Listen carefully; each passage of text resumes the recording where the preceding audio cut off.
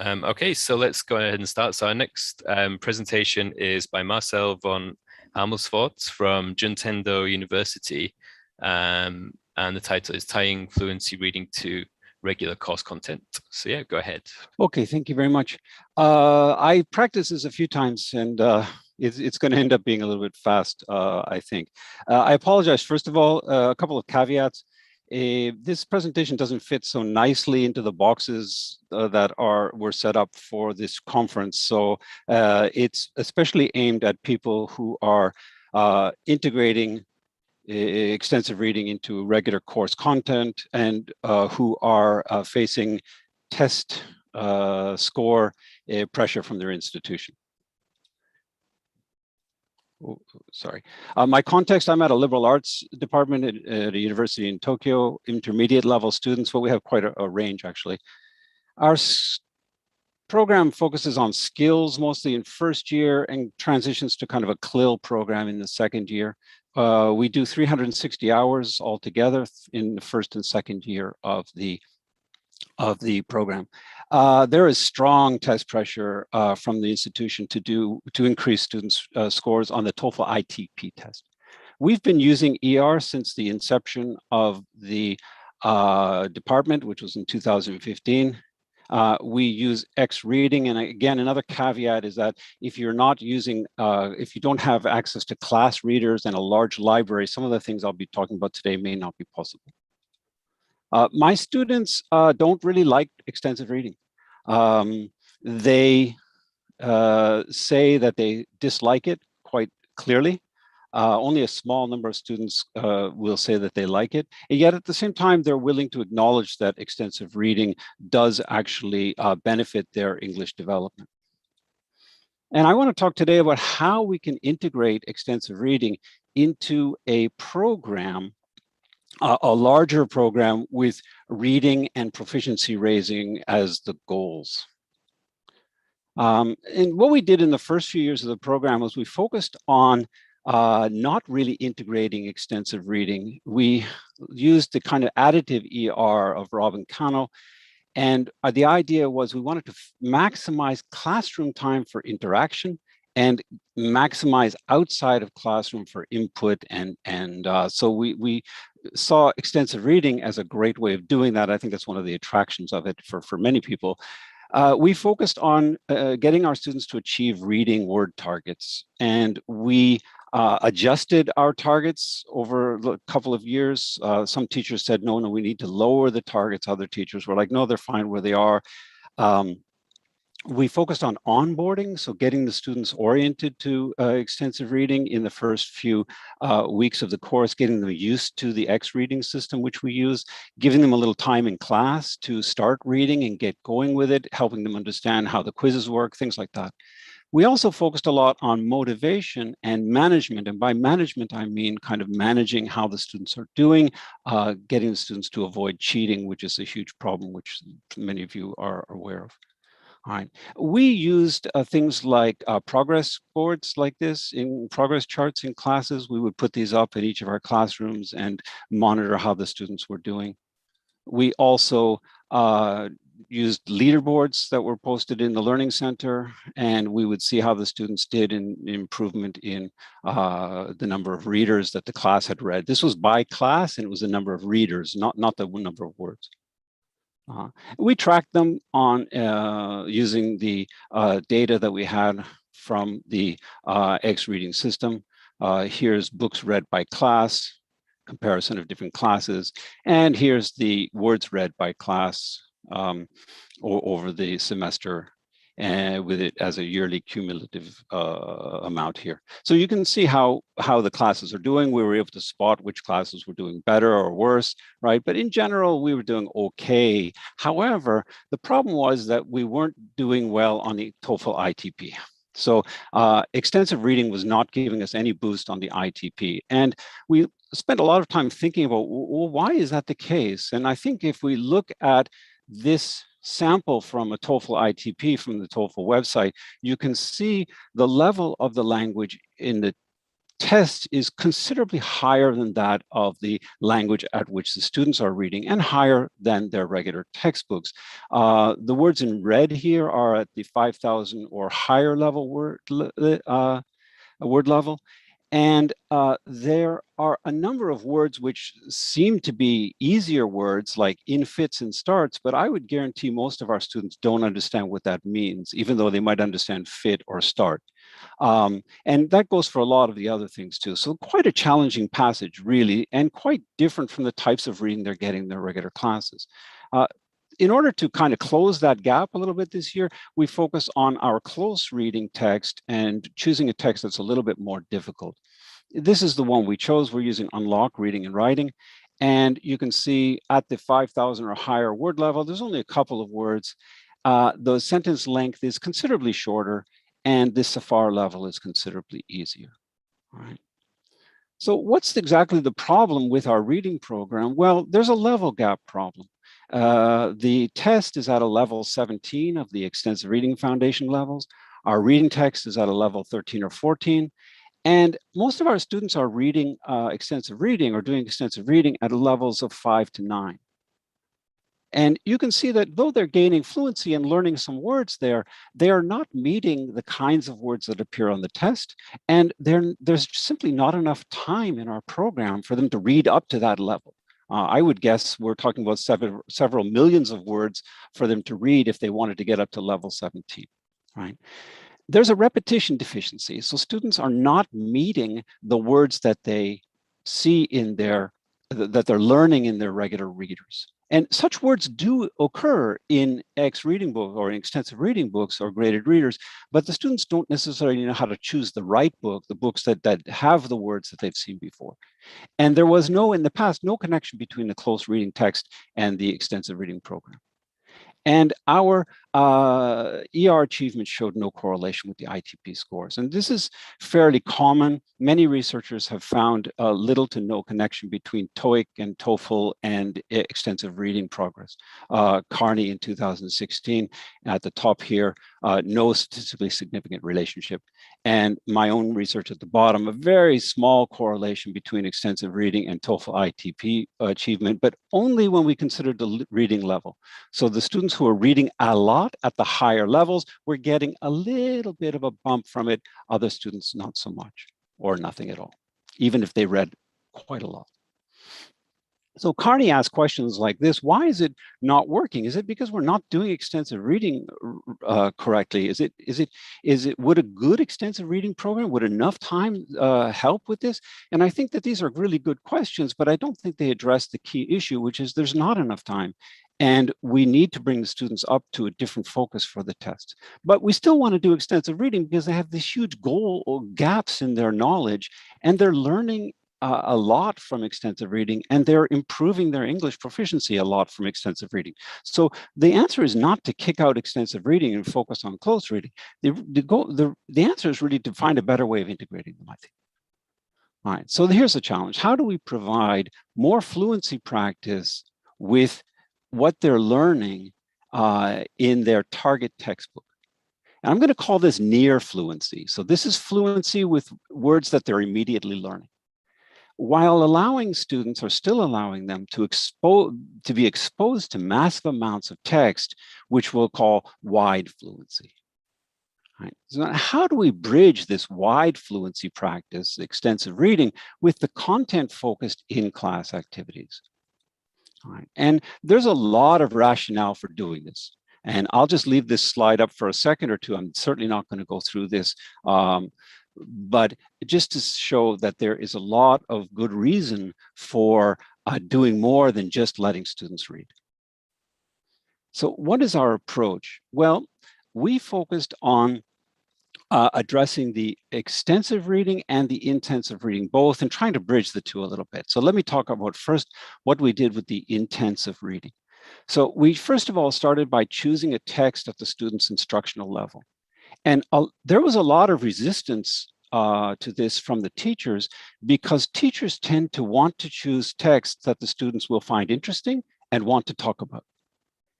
And that's great, but that's not reading, right? So it's important to have a book that's difficult enough and interesting enough that provides enough content or language for the students to improve their reading, which means basically choosing a fairly difficult or challenging book for most of the students.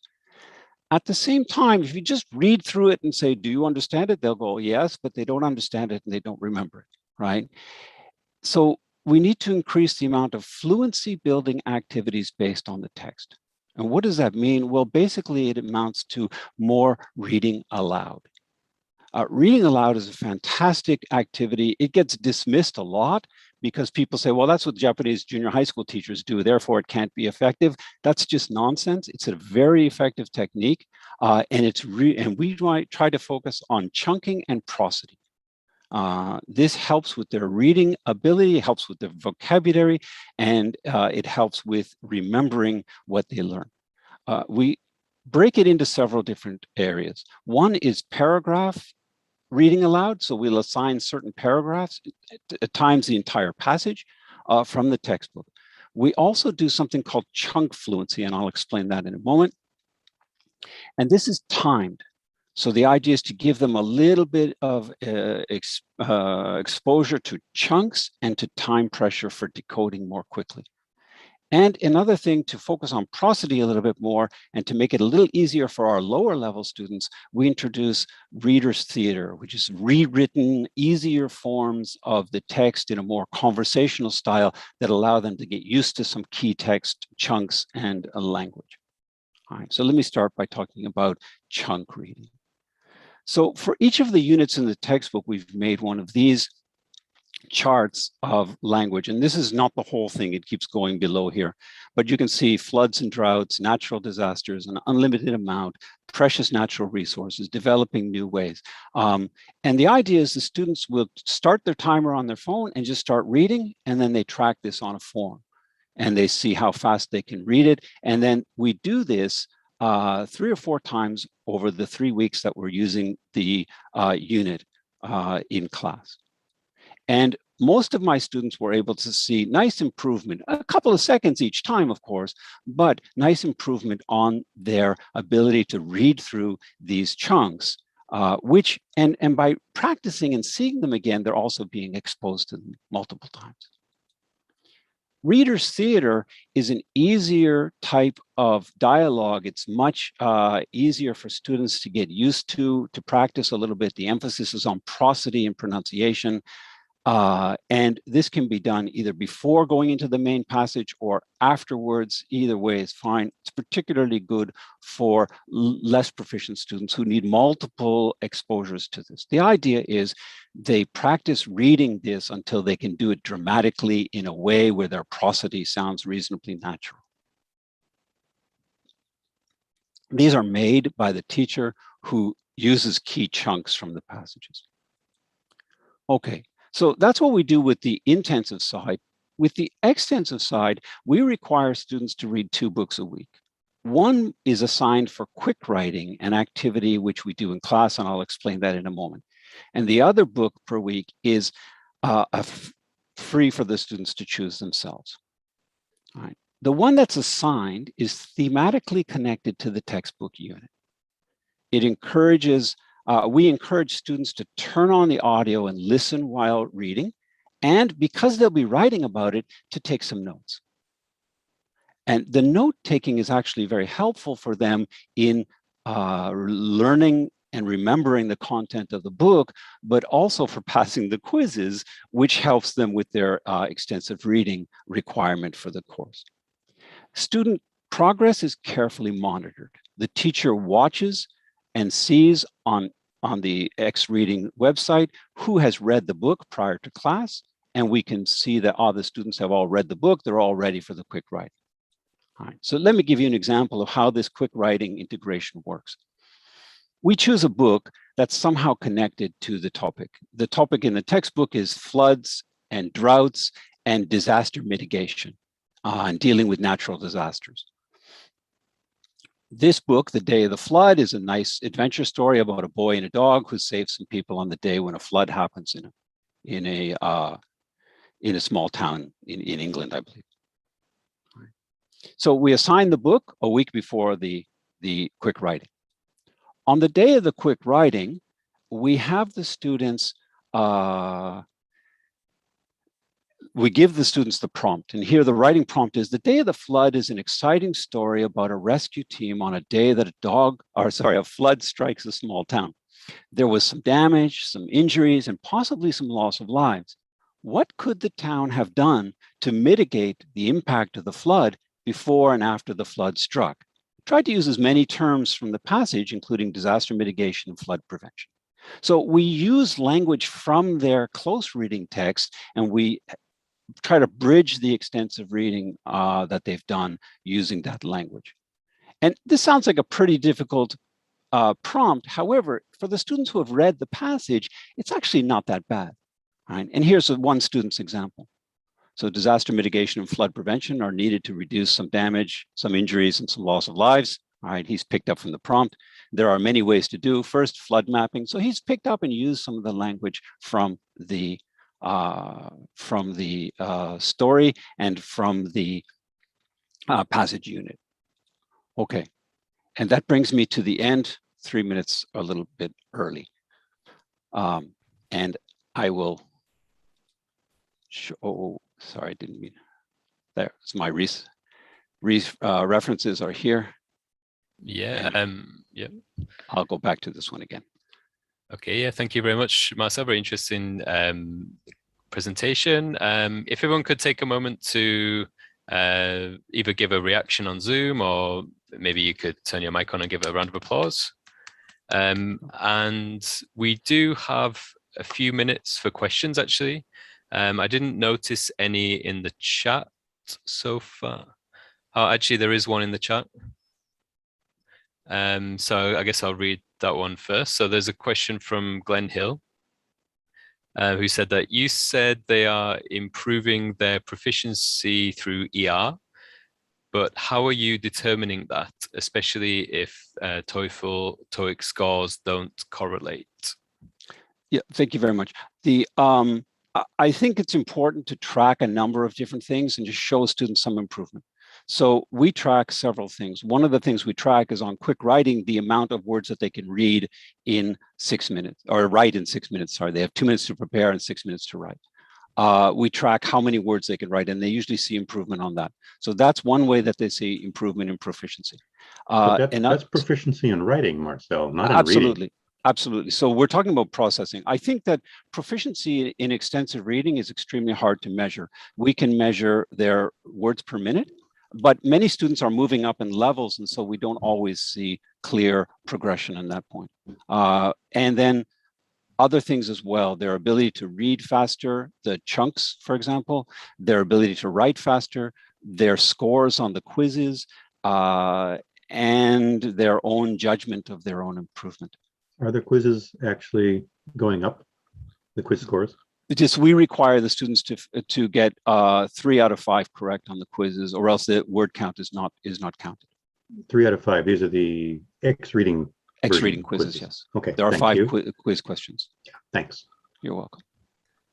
Okay, and I mean that is pretty much the end. Well, we've got about 1 minute left, but probably not enough time for another question. So, Marcel, are you available to take further questions in the Sure, I'll go over to the room now, and if anybody has any questions, I'll be happy to answer. Yeah, great. So yeah, so if Marcel's going to go to the breakout room, for anybody else, if you want to join Marcel and continue the discussion, if you go to the breakout rooms at the bottom and find Marcel's breakout room, you can ask any questions or any comments in the breakout room.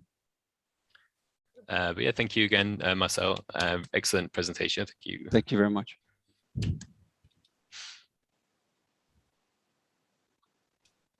And if anybody is having trouble joining the breakout room, if you could let us know, either by turning your mic on and say, or put it in the chat, and we can move you into the breakout room.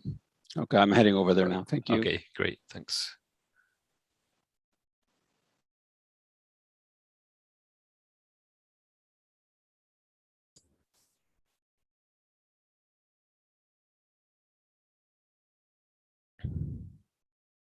Okay, so everybody else in the